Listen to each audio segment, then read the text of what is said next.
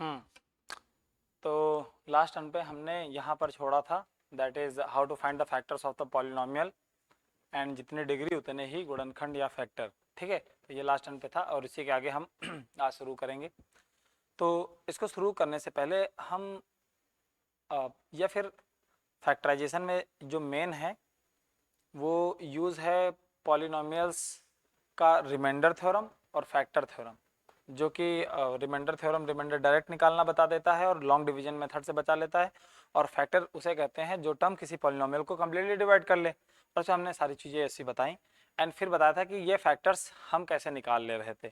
ठीक है, तो ये फैक्टर्स निकालने का जो तरीका है वो सीधे अब हम एक एक टॉपिक पढ़ाएंगे, that is quadratic equation and cubic equation, उसको कैसे सॉल्व करते हैं।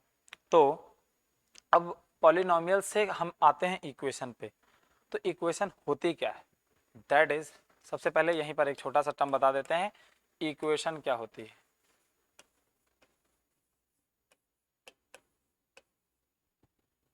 इक्वेशन, ठीक है, तो कोई अगर हमारे पास पॉलिनोमियल है,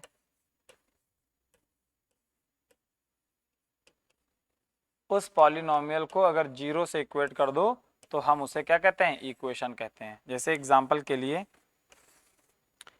एक्स स्क्वायर माइनस 5x और प्लस 6, ये क्या था, पॉलिनोमियल था, और इसको अगर हम जीरो से इक्वेट कर दें तो इसे कहेंगे हम लोग इक्वेशन कहेंगे।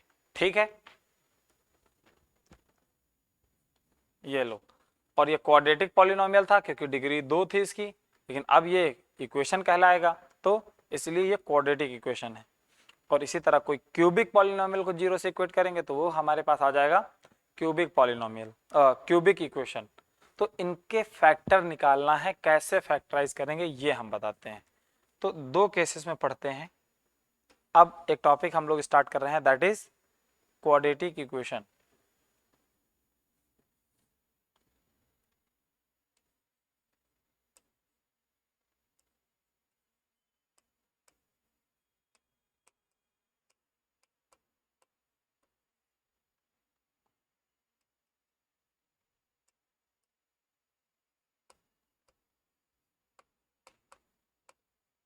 क्वाड्रेटिक इक्वेशन, तो भाई क्या क्वाड्रेटिक इक्वेशन होती है, एक ऐसा पॉलिनोमियल जिसकी डिग्री 2 हो और इसको जीरो से इक्वेट कर दो, यानी an equation which have degree 2 is called quadratic equation. ठीक है, ठीक, तो मान लो एक हमारे पास जनरल क्वाड्रेटिक इक्वेशन है इस टाइप की, a x square plus b x plus c equal to zero, ये एक जनरल फॉर्म है क्वाड्रेटिक इक्वेशन का, जहाँ पे ये डिग्री 2 की इक्वेशन, इसलिए इसको क्वाड्रेटिक, और इक्वेशन इसलिए क्योंकि जीरो से इक्वेट करा गया है इसलिए। एंड यहाँ पे जो ए है कॉमा बी है कॉमा सी है, ये सब कॉन्स्टेंट्स हैं, कॉन्स्टेंट्स। ठीक है, एक साथ में एक और कंडीशन की जो ए है वो जीरो नहीं होना चाहिए, क्योंकि अगर ए जीरो हो गया तो फर्स्ट टर्म जीरो हो गया, और क्वाड्रेटिक वाला टर्म जीरो हो गया तो ये क्वाड्रेटिक कहाँ बची, ये तो क्या हो गई, लीनियर बन जाएगी। तो ए जीरो नहीं होना चाहिए, और A B C are constant, ये कोई कांस्टेंट है कुछ भी, ए की वैल्यू 1, बी की वैल्यू 5, सी की वैल्यू 6 ले लो, ऐसे ऐसे सब हम लोग कर सकते हैं। खैर, तो ये बिल्कुल general form of quadratic equation है। अब इसको हमें सॉल्व करना है। सॉल्व करने पे वही है जो हम जीरोज ऑफ अ पॉलिनोमियल निकालते थे, यहाँ पर वही हम निकालेंगे। जैसे कि एक एग्जांपल मैं लीनियर इक्वेशन से लेता हूँ, जैसे कि, ठीक है, कि एक इक्वेशन ली मैंने 2x प्लस 1 इक्वल्स टू 0। अब हमने इस इक्वेशन में पुट करा x equals to minus 1 upon 2, तो क्या आया, 2 इंटू माइनस 1 अपॉन 2 प्लस 1, और ये 2 से 2 कैंसिल हुआ तो हमारे पास आया माइनस 1 प्लस 1 इक्वल्स टू 0, यानी LHS सॉल्व कर रहे थे और 0 आ गया जो कि RHS के इक्वल है। तो यानी कि x माइनस 2 वो वैल्यू है जो इसको सेटिस्फाई कर रही है, यानी कि x equals to minus 1/2 satisfy करने का मतलब राइट साइड में 0 दिया है और लेफ्ट हैंड साइड में भी क्या आ जाएगा, 0 आ जाएगा अगर हम x इक्वल्स टू माइनस 1/2 रख देंगे। तो इसको लिखो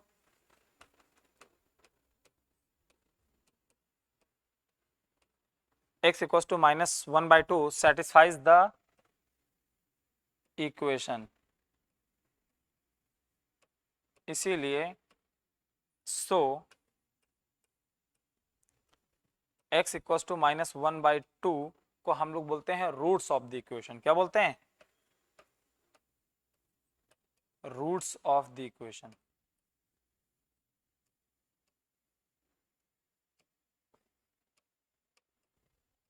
और यहाँ x की वैल्यू सिर्फ एक मिली, एक वैल्यू, रूट्स एक रूट मिला क्योंकि लीनियर इक्वेशन है। इसी तरह अगर क्वाड्रेटिक इक्वेशन होगी तो दो रूट्स मिलेंगे। और रूट्स होता क्या है? रूट्स एक्चुअली केवल वो होते हैं, सॉल्यूशंस होते हैं। सॉल्यूशंस मतलब वो वैल्यूज जो सेटिस्फाई करती हैं, that is called solutions, and उनका दूसरा नाम रूट्स है, रूट्स ऑफ द इक्वेशन। ठीक है, क्वाड्रेटिक इक्वेशन हो जाएगी। अब हम क्वाड्रेटिक को सॉल्व कैसे करते हैं, इसको कैसे फैक्टराइज करते हैं रूट्स निकालने के लिए? तो मान लो हम एक इक्वेशन लेते हैं दो टाइप में, कि एक इक्वेशन ये हो गई x² माइनस 5x और माइनस नहीं प्लस ले लो 6 इक्वल्स टू 0, एक ये इक्वेशन हो गई। और एक हमारे पास इक्वेशन हो गई, मान लो ये 2x² माइनस x और -15। ठीक है, ये ऐसी इक्वेशन आ गई इक्वल्स टू 0। तो यहाँ पर देखना, दो पार्ट में हम पढ़ते हैं, दोनों के लिए अलग अलग मेथड है। इसमें एक खास बात यह है कि कोएफिशिएंट ऑफ x² वो क्या है? वो 1 है।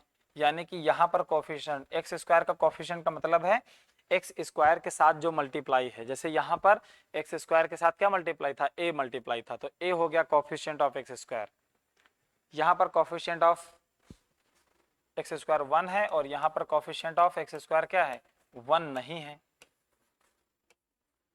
1 ना होके क्या है? 2 है।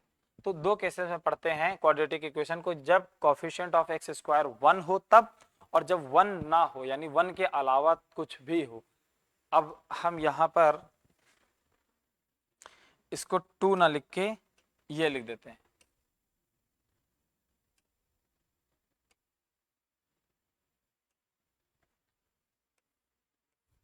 Does not equal to 1। मतलब इससे ये है कि अगर 1 है तो और 1 नहीं है तो अलग अलग तरीके से इसको सॉल्व करेंगे। अब इसका तरीका क्या है, पहले ये वाला करते हैं। तो इसमें जो लास्ट वाला टर्म होता है कांस्टेंट टर्म, ठीक है, 6 है। किसी ऐसे दो नंबर्स को हम लोग फाइंड करेंगे कि जिनका अगर हम प्रोडक्ट कर दें यानी गुणा कर दें, मल्टीप्लाई कर दें आपस में, तो वो आ जाए 6। और उन दोनों नंबर्स को जिनको मल्टीप्लाई करने पर 6 आया है, उन दोनों को अगर हम ऐड कर दें या सब्ट्रैक्ट कर दें तो क्या आ जाना चाहिए? 5 आ जाना चाहिए, ये वाला टर्म आ जाना चाहिए। तो जाहिर सी बात है हमारे पास कौन से दो नंबर हैं? 3 एंड 2। ये वो दो नंबर हुए जिनको मल्टीप्लाई कर दो तो 6 आ जाएगा और ऐड कर दो तो ये बीच वाला टर्म 5 आ जाएगा। अब ऐसे कर लो, x² माइनस साइन लगा है, माइनस लिख दो। और अब ये 3 एंड 2 हुआ ना, तो यहाँ 5x बनाना है, तो हम 3x और 2x को क्या करेंगे? ऐड करेंगे। तो यहाँ पर हमने लिख दिया 3x, ठीक है। और अब हमें 3x में ऐड करना है, तो हम लिख देंगे प्लस 2x, तब जाके 5x हो गया, और प्लस 6 इक्वल्स टू 0। ठीक है, ऐसा बहुत लोगों को लगता होगा, लेकिन ये गलत है। गलत इसलिए है क्योंकि यहाँ पर प्लस ना हो गए माइनस होगा, क्योंकि हमें ऐड करना है। ऐड करने के टाइम में हम हमेशा आगे वाले साइन को जरूर कंसीडर करेंगे, क्योंकि अगर हम यहाँ माइनस लिखते हैं जो कि माइनस है तो माइनस रहेगा, और यहाँ पर हमने प्लस लिखा तो माइनस प्लस माइनस होता है, जो कि 3x और 2x को जोड़ेगा नहीं, घटा देगा। हम चाहते हैं कि जुड़ जाए, और जोड़ने पे क्या होता है? या तो प्लस प्लस प्लस होता है या तो माइनस माइनस प्लस होता है। तो हम यहाँ पर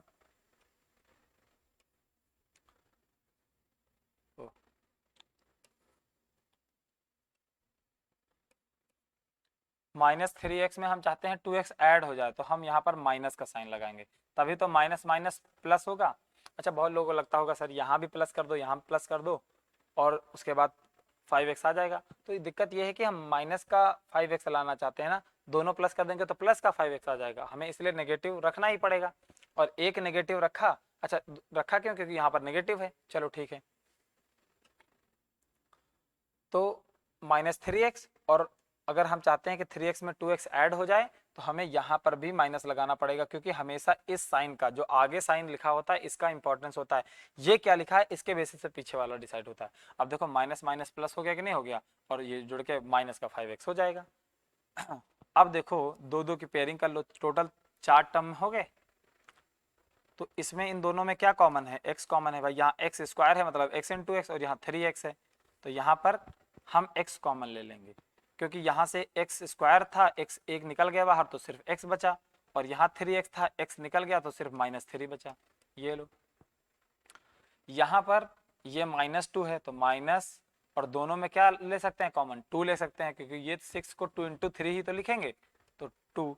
अब बताओ 2 निकला तो ये x बचा, और यहाँ पर 2 निकला तो सिर्फ 3 बचा, क्योंकि 6 को 3 इंटू 2 लिखते हैं, तो ये हुआ x, और यहाँ हो जाएगा -3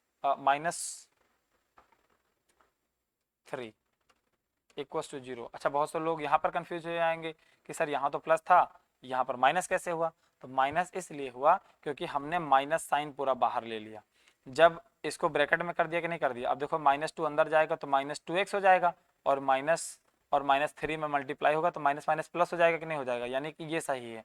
और जब हम माइनस बाहर लेते हैं तो ये होता है कि ये जो पॉजिटिव टर्म होता है वो नेगेटिव हो जाता है, और जो नेगेटिव टर्म होता है पॉजिटिव हो जाता है। तो -2 अगर हमने बाहर ले लिया तो x जो नेगेटिव था ये पॉजिटिव बन गया, और जो 6 था वो क्या हो गया, नेगेटिव बन गया। लेकिन हमने 2 भी बाहर ले लिया था, तो इसमें का 3 इंटू 2 की वजह से 2 निकल आया, सिर्फ 3 बचा रह गया।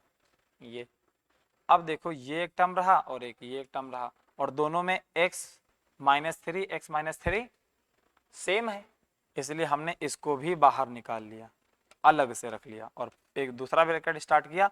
तो बचा क्या, सिर्फ x बचा और माइनस का 2 बचा।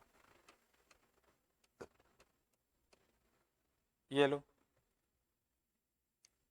ये हमारे पास देखो फैक्टराइज हो गया कि नहीं फैक्टराइज हो गया।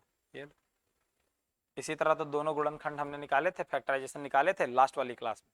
भाई बोले थे ना कि कैसे निकालेंगे, तो तरीका ये है कि लास्ट वाला डिजिट देखो, इसके नंबर फाइंड करो जो मल्टीप्लाई करने पे आ जाए और आइडिया सब्ट्रैक्ट करने पे बीच वाला आ जाए, और फिर इस तरह से हम सब फैक्टर फाइंड कर लेते हैं, और इसको बोलते हैं splitting of mid term method. कौन सा, स्प्लिटिंग ऑफ मिड टर्म। अच्छा स्प्लिटिंग ऑफ मिड टर्म क्यों बोलते हैं, क्योंकि यहाँ पर 5x लिखा था, हमने इस 5x को बस केवल तोड़ दिया, क्या 3x और 2x में, और बाकी कुछ तो हुआ ना, एक्स स्क्वायर अपनी जगह पे है, 6 अपनी जगह है, केवल माइनस का 5x इन दो टुकड़ों में टूट गया। और ये क्या है, बीच वाला टर्म है, तो मिडिल टर्म हुआ, इसी को क्या करा, दो टुकड़ों में बांटा, स्प्लिट कर दिया, तो इसीलिए इस मेथड का नाम पड़ा स्प्लिटिंग ऑफ मिड टर्म। इस तरह से हम फैक्टराइज करते हैं। दूसरी बात, अब ये इक्वेशन है, अच्छा ये x-3 कुछ होगा, एक नंबर ही होगा, और x-2 ये भी एक नंबर ही होगा, और दो नंबर का प्रोडक्ट किसके इक्वल है, 0 के इक्वल है। और तुम लोग बताओ दो नंबर्स का प्रोडक्ट 0 कब होता है, सिर्फ एक ही कंडीशन में 0 होता है कि उन दोनों में से कोई एक नंबर क्या हो जाए, 0 हो जाए। क्योंकि कोई भी नंबर का प्रोडक्ट 0 नहीं हो सकता दो नंबर का, वो तभी पॉसिबल है जिस उसमें से कोई एक नंबर 0 हो, या फिर दोनों नंबर 0 हो। ठीक है, तो यानी कि ये कंडीशन जो लिखी है ये तभी पॉसिबल है कि जब x-3 0 हो, या फिर x-2 0 हो, या फिर दोनों 0 हो। तो x-3 को 0 रखा तो 3 उधर चला गया माइनस का, तो ये आ गया x=3, और यहाँ पर आ गया x=2। तो हमारे पास x की दो वैल्यूज निकली, एक तो 2 निकली और एक 3 निकली, और इसको हम बोलते हैं रूट्स। क्योंकि जो सॉल्यूशंस निकल के आते हैं उन सॉल्यूशंस को हम इक्वेशन जब होती है तो रूट्स बोलते हैं। अगर यही 0 हटा दें इक्वल टू, तो अब इसको हम इक्वेशन ना बोल के पॉलिनोमियल बोलेंगे, और ये वो वैल्यूज हैं जो पॉलिनोमियल को 0 कर देती हैं, तो उसको जीरोस ऑफ अ पॉलिनोमियल बोलते हैं। जब इस पॉलिनोमियल को 0 से इक्वेट कर दिया तो इसको पॉलिनोमियल ना बोल के हम इक्वेशन बोलते हैं, और इसके जो सॉल्यूशंस निकले जो जीरोस ऑफ अ पॉलिनोमियल बोलते थे, क्योंकि अब ये इक्वेशन बन गई, तो इन सॉल्यूशंस को हम लोग क्या बोलने लगे, रूट्स बोलने लगे। बस यही अंतर है, आपस में बड़ा कनेक्टेड चीज है। इस तरह से एक क्वेश्चन और करते हैं।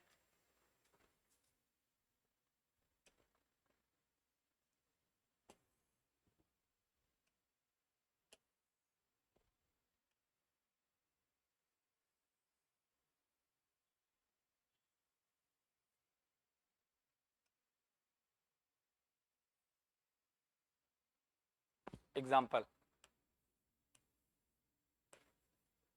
X square minus x minus 30, ये कर लिया हमने, इक्वल टू 0। अब इसको करने का क्या तरीका है, लास्ट वाले टर्म के ऐसे दो नंबर फाइंड करो जिनको मल्टीप्लाई करने पे 30 आ जाए और ऐड करें या सब्ट्रैक्ट करें क्या आ जाए, यहाँ पर सिर्फ 1 आ जाए, क्योंकि यहाँ पर x का कोफिशिएंट कुछ है ही नहीं, मतलब 1 है। तो कौन से वो दो नंबर होंगे, 6 और 5। तो 6 पंचे 30, देख लो, मल्टीप्लाई करेंगे और ऐड कर दें तो 11 आ जाएगा और सब्ट्रैक्ट कर दें तो 1 आ जाएगा। तो हम बोले हैं ऐड करें या सब्ट्रैक्ट करें 1 आना चाहिए, हो गया हमारे पास। तो इसको लिख पाएंगे एक्स स्क्वायर और माइनस का 6x लिखेंगे, और हम चाहते हैं 6x में से 5x सब्ट्रैक्ट हो जाए, तो यहाँ पर हम माइनस का साइन लगा के प्लस का साइन लगाएंगे, प्लस 5x। क्यों, आगे वाला साइन मायने रखता है, तभी तो माइनस प्लस माइनस हुआ, तभी तो सब्ट्रैक्ट होगा। और 6 माइनस 5 ये सब्ट्रैक्ट हो जाएगा तो x बचेगा, और साइन कौन सा लगा रहेगा, जो बड़े नंबर पे साइन है वही हमें चाहिए, और ये माइनस 30। और इसके बाद दो दो की पेयरिंग कर ली, ये लो, तो इसमें क्या कॉमन है, x कॉमन है तो x माइनस 6 आ गया ब्रैकेट में, और यहाँ प्लस 5, दोनों में 5 है, 5 कॉमन आ गया, तो बचा क्या x, और इस 30 को 6 इंटू 5 लिखते थे, 5 बाहर निकल गया तो माइनस 6 बचा, इक्वल टू 0। अब ये दोनों टर्म हुए, इन दोनों टर्म में x माइनस 6 है कि नहीं है, तो x माइनस 6 हमने बाहर निकाल लिया, तो बचा क्या अंदर, सिर्फ ये x बचा और ये प्लस का 5 बचा, इक्वल टू 0। अब दोनों नंबर्स का प्रोडक्ट 0 कब होगा, जब x माइनस 6 0 हो, तो इसकी वजह से निकल आया x इक्वल टू 6, और x प्लस 5 भी 0 हो, तो इसकी वजह से क्या निकल के आ गया, x इक्वल टू माइनस 5। तो हमारे पास x की दो वैल्यूज निकली, क्या, एक तो माइनस 5 निकली और एक 6 निकली, और इसी को हम लोग क्या कहते हैं, रूट्स, आंसर, ऐसे, ठीक है। ये इसके अलावा जब ये केस हो कि जब कोफिशिएंट 1 के अलावा कुछ हो, जैसे यहाँ 2 है, तो उस केस में क्या करते हैं हम लोग,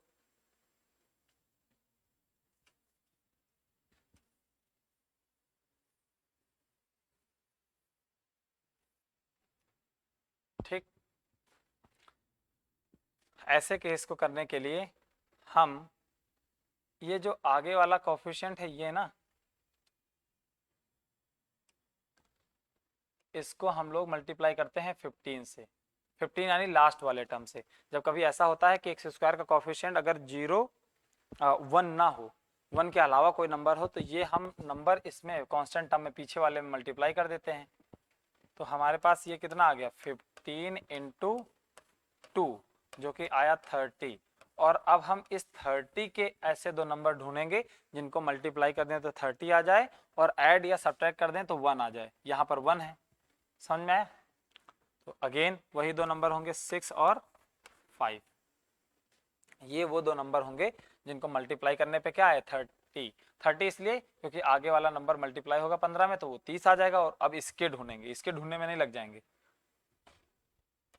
तो 6 और 5 मिले, अब करते हैं 2x स्क्वायर माइनस का 6x रखेंगे, और हमें क्या चाहिए, प्लस का 5 चाहिए। अच्छा, कोई अगर ऐसे कर डाला किसी ने, चलो ऐसे ही लिखा रहने दो, माइनस का 6x, और उसमें हमें 5 इसको घटाना है, तो माइनस प्लस माइनस होता है तभी सब्ट्रैक्ट होगा, और माइनस 15 ये रहा, इक्वल्स टू 0। और माइनस का 6x और प्लस का 5x तो सब्ट्रैक्ट होकर कितना, माइनस x बचा, यहाँ पर माइनस चाहिए भी था, तो बड़े नंबर के आगे माइनस साइन है इसलिए माइनस टिका रहेगा। अब दो दो की पेयरिंग में देख लो, जल्दी कर रहे हैं। अब इसमें 2 और इसमें भी 2 एक है, और इसमें भी एक x है, इसमें भी x है, तो 2x कॉमन आ जाएगा, यहाँ का सिर्फ x बचा और यहाँ का सिर्फ 3 बचा। उसी तरह 5 3 15 ऐसा होता है ना, तो 5 इसमें कॉमन आ जाएगा, तो हमारे पास x माइनस 3 आया, इक्वल टू 0। और इन दोनों टर्म में देखो x माइनस 3 कॉमन आ रहा है, तो बचा क्या, यहाँ का 2x बचा और यहाँ का प्लस 5 बचा, इक्वल टू 0। अब x माइनस 3 को अगर 0 रखा तो x की वैल्यू क्या आ गई, 3 आ गई, और एक बार 2x प्लस 5 को 0 रखा तो इसकी वैल्यू आ गई, 2x की वैल्यू आई माइनस 5 क्योंकि उसको उधर ले गए, और फिर x इक्वल टू निकल के आया माइनस 5/2, माइनस 5/2, माइनस 5/2 आ गया। तो हमारे पास x की कौन सी वैल्यू निकली, दो वैल्यूज, एक तो माइनस 5/2 निकली और एक 3 निकली, तो एक रूट्स ऐसे होंगे। तो जरूरी थोड़ा है कि roots real number, natural number या ऐसे हो roots, fraction number, negative fraction भी हो सकते हैं। ठीक, इस तरह से रूट्स निकलते हैं।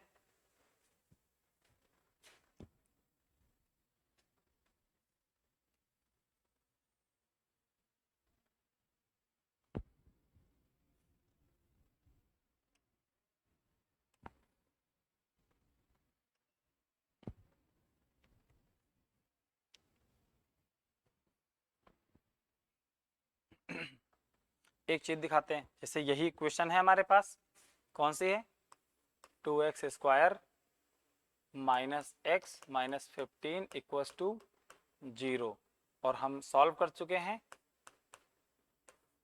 इसके रूट्स कौन कौन से हैं, वो है 3 और -5/2।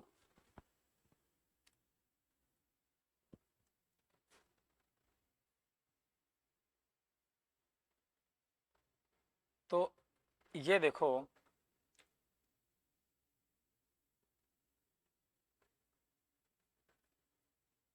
एक फॉर्मूला होता है। इससे पहले मैं एक चीज और बता देता हूँ, जैसे पहले वाले क्वेश्चन में समझाता हूँ। x² minus 5x plus 6 equals to 0 था ना, इसके रूट्स क्या निकले थे, एक 3 निकला था और एक 2 निकला था। ठीक, तो एक फॉर्मूला है x² माइनस ये 5 कब आया, जब 3 और प्लस 2 को ऐड करा गया x, और ये 6 कब आया, जब 3 इंटू 2 करा गया 0। तो ये क्या है, ये सम ऑफ रूट है, सम ऑफ रूट्स, और ये क्या है, दोनों रूट्स का प्रोडक्ट ऑफ रूट्स।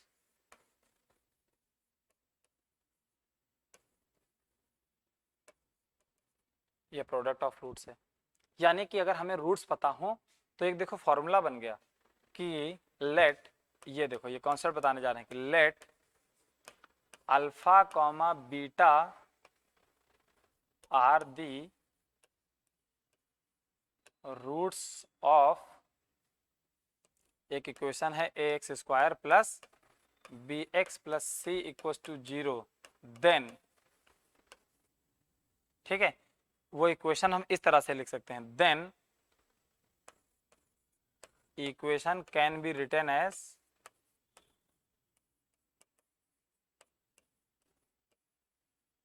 एक तो इस तरह से लिखी है, इस तरह से भी लिख सकते हैं, x²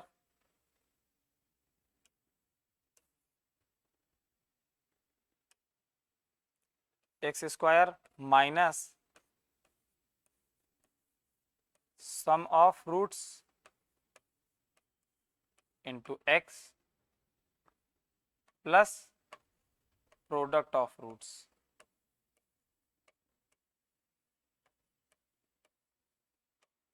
और फिर इसको 0 से इक्वेट कर दो, तो ये हमारे पास फॉर्मूला बन गया। अगर मान लो हमारे पास ये इक्वेशन ना दी जाती,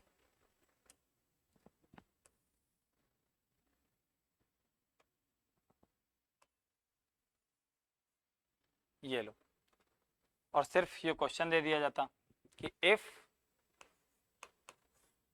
रूट्स, इफ किसी इक्वेशन के रूट्स ये हैं, तो इक्वेशन फाइंड करो कि ये वो इक्वेशन क्या होगी जिसके कि ये रूट्स हैं। तो इसी में if this then find the equation, ये तुम लोग अगला क्वेश्चन लिख लेना, ठीक है, कि अगर रूट्स पता हो, भाई इक्वेशन पता होती थी तो रूट्स निकालते थे, अब क्या है कि रूट्स पता है, इक्वेशन निकालो। ऐसे अगर सवाल उल्टा दे दिया जाए तब क्या करेंगे, ये वाला फार्मूला लगाएंगे, कैसे,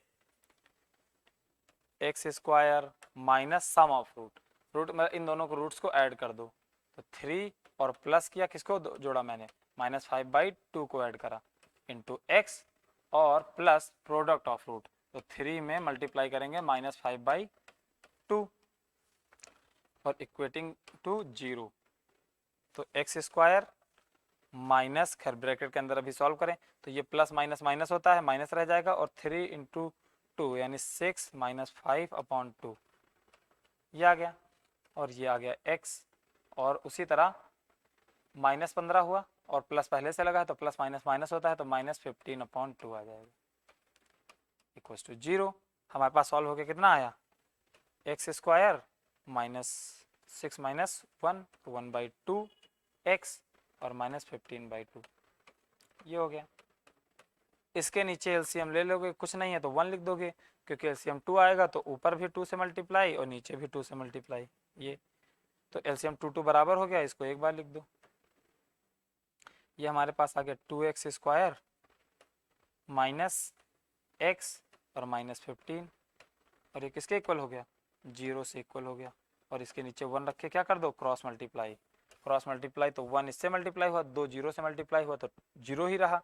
तो हमारे पास ये सॉल्व होकर कितना आ गया, 2x² और -x -15 इक्वल्स टू 0। देखो ये वही इक्वेशन बन गई, ये लो। ठीक, तो इस तरह अगर रूट्स दिए हों तो हम लोग इक्वेशन फाइंड कर सकते हैं, और इक्वेशन अगर दिए हों तो हमें रूट्स निकालना आता है। दो मेथड लगते हैं, एक जब x² का कोएफिशिएंट 1 ना हो तब, और अगर 1 है तब। बड़ा सिंपल सा तरीका है। खैर अब बहुत सारे क्वेश्चन इस पे हम भेज देंगे, तुमको करवा भी देंगे, कोई वैसा इशू नहीं है। लेकिन चलो कुछ और देखते हैं इसके अलावा।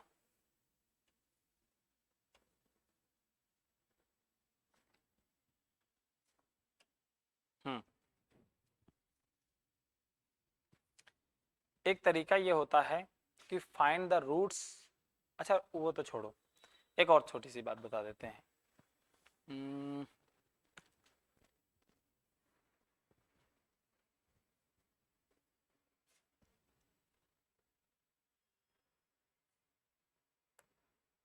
एक क्वेश्चन देते हैं कि find roots of equation x² -x + 1 equals to 0। बड़ी सिंपल सी इक्वेशन है, इसको फैक्टराइज करके निकाल लेंगे। फैक्टराइजेशन में क्या है, x² का कोएफिशिएंट 1 है, इसलिए बड़ा पहला वाला ही मेथड लग जाएगा कि लास्ट वाले डिजिट में 1 रहा, 1। ऐसे दो नंबर खोज निकालेंगे कि जिनको मल्टीप्लाई करें क्या आ जाए, 1 आ जाए, और ऐड करें या सब्ट्रैक्ट करें तो यहाँ पर बीच वाले का कोएफिशिएंट आ जाए, और बीच वाले का कोएफिशिएंट भी 1 है। यानी ऐसे दो नंबर निकालो, ये पता करो कि जिनको मल्टीप्लाई करें तो 1 आए, और ऐड या सब्ट्रैक्ट करें तो 1 आ जाए। तो हमने कह दिया कि 1 and 1, 1,1 वो दो नंबर हैं जिनको मल्टीप्लाई करेंगे तो क्या आएगा, 1 आएगा। लेकिन जब ऐड करेंगे तो 2 आ जाएगा, और सब्ट्रैक्ट करेंगे तो 0 आ जाएगा। यानी किसी भी हालत में ऐसा होगा कि ऐसे कोई दो नंबर नहीं मिलेंगे कि जिनको मल्टीप्लाई कर दें तो 1 आ जाए, और ऐड या सब्ट्रैक्ट करें तो क्या आ जाए, या ना ऐसे 1 आ जाए। तो इसका मतलब जब ऐसा कुछ मिलेगा नहीं तो फैक्टराइजेशन क्या हो गया, नॉट पॉसिबल। तो इस इक्वेशन को फिर कैसे सॉल्व करेंगे, और क्योंकि वैल्यू दे रहा है, ऐसी कोई वैल्यू जरूर होगी जो इसको 0 कर रही होगी, लेकिन फैक्टराइजेशन पॉसिबल नहीं है। जब फैक्टराइजेशन पॉसिबल नहीं है तो हम वैल्यू निकालेंगे कैसे, क्योंकि हम तो वैल्यू तभी निकालते हैं, रूट्स तो तभी निकाल पाते हैं ना, फैक्टराइज करते हैं, उसी की मदद से निकालते हैं भाई, अलग अलग फैक्टर को 0 रख के। तो उसके लिए श्रीधराचार्य मेथड आया। ठीक है, श्रीधराचार्य मेथड ऑल टाइप, हर तरह की इक्वेशन के लिए उसके रूट्स फाइंड करने हो तो वो उसके रूट्स हम लोग निकाल सकते हैं। अब वो श्रीधराचार्य फॉर्मूला है क्या, लिखा देते हैं, हिंदी में लिखते हैं श्रीधराचार्य। इनका नाम नहीं लिया जाता है, इंटरनेशनल वाले लोग श्रीधराचार्य का नाम नहीं लेते। ठीक है, फॉर्मूला इंडियन साइंटिस्ट और इनको अप्रिशिएट नहीं किया जाता, इसलिए फॉर्मूले।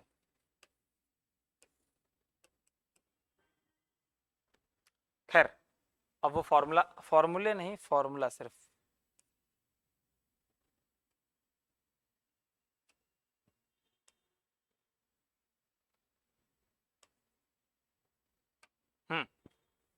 फॉर्मूला क्या कहता है कि अगर if ax² + bx + c equals to 0 हमारे पास कोई इक्वेशन है, देन इसके जो रूट्स निकलेंगे वो निकलेंगे x करके, जो निकलेगा -b + -b² -4ac और डिवाइडेड बाई 2a, जहां पर a b c क्या है, सब इक्वेशन में x² x के कोफिशिएंट है और c क्या है, कांस्टेंट टर्म है। ठीक है, आराम से निकल आएगा ऐसे। इस फॉर्मूले का यूज करते हैं, ये सबके लिए एप्लीकेबल है। एप्लीकेबल फॉर ऑल, चाहे फैक्टराइजेशन पॉसिबल हो चाहे इसके माफिक ना हो, ठीक है ना। तो ऑलवेज, लेकिन ये वहां पे भी काम आता है जहां पर फैक्टराइजेशन नहीं पॉसिबल है। कैसे, अब करते हैं। वही एग्जांपल दिया था ना, क्या दिया था कि x square minus x plus 1 equal to 0। अब इसको इस इक्वेशन से कंपेयर कर लो, तो एक्स स्क्वायर का कोफिशिएंट यहाँ पर a है, यहाँ 1 है, यानी a की वैल्यू क्या हो गई, यहाँ पर 1 हो गई, b की वैल्यू कितनी हो गई, -1 हो गई, और c की वैल्यू भी कांस्टेंट टर्म वो 1 हो गई। ये लो, अब हम फॉर्मूले में निकालते हैं, रूट्स निकालते हैं, x की वैल्यू माइनस b और b की वैल्यू खुद -1 है, प्लस माइनस दोनों लगते हैं, b स्क्वायर -1 का स्क्वायर 1 माइनस 4ac। अच्छा एक काम करते हैं, थोड़ा सा कुछ बताना है मुझे, यहां पर प्लस ना करके अभी के लिए माइनस कर लो, कोई दिक्कत नहीं, अभी कोई आफत नहीं है। ये हमारे पास ये -1 हो जाएगा, ठीक है, c की वैल्यू, तो b स्क्वायर माइनस 4 a की वैल्यू 1 और c की वैल्यू -1 अपॉन 2 इंटू a की वैल्यू 1। तो सॉल्व होके कितना आ गया, माइनस माइनस क्या हो गया, प्लस हो गया, तो +1 और ये प्लस माइनस 2 साइन। अच्छा ये प्लस माइनस एक साथ लिखा हुआ है, इसका भी रोल है, इसको अभी लिखा रहें तो बताएंगे। और ये हमारे पास आ जाएगा रूट के अंदर 1 और माइनस माइनस क्या हो गया, प्लस हो गया, और 4 इंटू 1 इंटू 1 कितना, सिर्फ 4 बचा, अपॉन 2 इंटू 1 2 हो गया। तो यानी कि हमारे पास x सॉल्व होके आया 1 प्लस माइनस रूट के अंदर 5 और अपॉन 2। तो रूट्स ऐसे निकल आएंगे, एक बार प्लस ले लो एक बार माइनस ले लो, तो x की जो वैल्यू आई, एक आई 1 माइनस रूट 5 अपॉन 2, ये लो, और एक बार x की वैल्यू आई जब हमने माइनस ना लेके प्लस ले लिया, तो 1 प्लस रूट 5/2, ये लो, ये दो रूट्स निकल आए, ठीक है। इसीलिए पंगा हो रहा था, क्योंकि हमने रूट्स ये सोच ही नहीं पा रहे थे, दे आर दी रूट्स। लेकिन श्रीधराचार्य फॉर्मूला रामबाण है इसके लिए, रामबाण मतलब जिसका कोई तोड़ ना हो उसका तोड़ रामबाण। खैर चलो, तो हमने कहा कि ये सबके लिए एप्लीकेबल है, तो ये क्वेश्चन करते हैं, वही क्वेश्चन करते हैं जो किया था, x square minus 5x plus 6 equal to 0, ये किया था ना। इसमें a की वैल्यू कितनी है 1, b की वैल्यू कितनी है -5 और 6 की वैल्यू c की वैल्यू है +6। अब वही फार्मूला लगाते हैं, x equal to minus b और b की वैल्यू क्या है, खुद -5 है, तो -5 प्लस माइनस रूट के अंदर b स्क्वायर यानी कि 25 माइनस 4 इंटू a की वैल्यू 1 इंटू c की वैल्यू 6 आ गई, ठीक है। ये आ गया 2 इंटू a की वैल्यू 1 है, तो x की वैल्यू आई माइनस माइनस ये +5 हो गया, और ये प्लस माइनस ये हो गया, अंदर कितना आया 25 और 4 6 24 है ना, तो 4 इंटू 6 24 हो गया, और 25 माइनस 24 1 हुआ, रूट के अंदर 1 आ गया, और ये आ गया 2। तो हमारे पास सॉल्व होके आ गया क्या, ये आ गया रूट। अच्छा रूट की वैल्यू क्या होती है 1 होती है, तो x equals to 5 plus minus 1 divided by 2। तो एक बार क्या ले लो प्लस ले लो, एक बार माइनस ले लो, तो 5 प्लस 1 अपॉन 2, एक बार हमने प्लस ले लिया और कॉमा एक बार हमने माइनस ले लिया, ठीक है। तो x की वैल्यू हमारे पास क्या आ गई निकल के 5 और 1 6, और उसको 2 से डिवाइड करा तो 3 आ गया, और इसको 5 माइनस 1 4, 4 को 2 से डिवाइड करा 2, और देखो यही तो आ रही थी रूट्स। रूट्स निकालने का ये तो एक तरीका है। अब क्या करना, जितने भी क्वेश्चन हमने अभी कराए हैं उसमें तुम लोग ये लोग अप्लाई कर लेना, ठीक है। तो इस तरीके से हम कुछ करते हैं, तो ये रूट आ रहे हैं ऐसे। अब इसके आगे हमें बताना है, कभी कभी देखो अब ये तरीका बनाया हमने, बताया तुमको, तो होता है ना कि इसका यूज़ क्या है। अब यूज़ कोई बात नहीं, तुमको जो प्रैक्टिस में अच्छा लगे वो करो, बस जितने तरीके पॉसिबल हैं इस तरह से हम बता दे रहे हैं कि भाई इस तरीके से सॉल्व किया जा सकता है। इसी तरह से एक और तरीका होता है कि फाइंडिंग रूट्स ही फाइंड करते हैं by complete square method. Complete square method क्या होता है कि हम इस पॉलिनोमियल को सॉरी इस इक्वेशन को क्या करेंगे, किसी टर्म का कंप्लीट स्क्वायर बना देंगे, यानी परफेक्ट स्क्वायर बना देंगे, और फिर वहां से ये सॉल्व होके आएगा। तो कैसे करेंगे वो हम देखते हैं, ठीक। तो आज के लिए इतना ही रखते हैं। इसमें दो कॉन्सेप्ट बताए। हाँ, दो चीजें क्या बतानी थी कि एक रूट्स को फाइंड करना कंप्लीट स्क्वायर मेथड की मदद से, और दूसरा हमें नेचर ऑफ द रूट्स पे बात करनी है। नेचर ऑफ द रूट्स का मतलब ये होता है कि जैसे यहाँ रूट्स निकले, दो रूट्स निकले कि नहीं निकले, और दोनों रियल वैल्यूज हैं, तो रूट्स रियल और डिस्टिंक्ट हैं, अलग अलग हैं। कभी कभी ऐसा होता है कि रूट्स हो सकता है दो निकले और रियल वैल्यूज निकले, लेकिन दो अलग निकले ना, दोनों रूट्स अलग ना हो और सेम वैल्यूज आ जाएं। ये कभी कभी ऐसा होता है कि रूट्स पॉसिबल ही नहीं है। जैसे यहाँ पर है, ये क्या रियल वैल्यूज हैं? बिल्कुल रियल वैल्यूज हैं, क्योंकि ये अल्टीमेटली हुआ का ये एक इरेशनल आ गया, वो बात अलग है √5 की वजह से, लेकिन ये रियल वैल्यूज हैं और दोनों अलग हैं। हाँ बिल्कुल अलग हैं, एक 1 में √5 ऐड हो रहा है, एक में √5 सब्ट्रैक्ट हो रहा है ये। और कभी कभी ऐसी इक्वेशंस होती हैं जहां पर रूट्स मिलता ही नहीं है, इम्पॉसिबल है रूट्स मिलना। बस मैं वो उस सिचुएशन को दिखा देता हूं, जैसे कि कैसे में रूट्स नहीं निकलेगा। अगर मैं कह दूं x square plus 1 equals to 0, भाई x square plus 1 equals to 0, ऐसी एक्स की वैल्यूज निकालो जो यहाँ पर पुट करो तो वो 0 आ जाए। अच्छा तुम बताओ कि एक्स की वैल्यू हम चाहे पॉजिटिव लें चाहे नेगेटिव लें, कुछ भी ले लें, उसका स्क्वायर हो गया, और जब स्क्वायर हो गया तो नेगेटिव वैल्यू भी पॉजिटिव में बदल जाती है, और भाई पॉजिटिव तो पॉजिटिव रहती ही है। यानी कि एक पॉजिटिव नंबर में हम 1 जोड़ें तो 0 आ जाए, ऐसा कभी पॉसिबल नहीं होता। यानी कि इस इक्वेशन के रूट्स नहीं निकलेंगे, ठीक है। तब जाके हम लेकिन उसकी कंडीशन क्या होती है? ये तो इक्वेशन हमने छोटी सी दे रखी है इसलिए पहचान के, कोई बड़ी इक्वेशन दे रखी हो बड़े बड़े टर्म, तो क्या हम चेक करते रहेंगे क्या? तो उसके लिए भी नेचर ऑफ द रूट्स जानना जरूरी है, जिसके लिए एक डिस्क्रिमिनेंट नाम का टॉपिक होता है, तो वो बता देंगे हम इसमें, फिर जाके हम लोग प्रैक्टिस करना स्टार्ट करेंगे। खैर, तो आज की क्लास के लिए इतना ही रखते हैं, बाकी यहाँ सेव है ही, कल यहीं से स्टार्ट कर देंगे हम। ओके।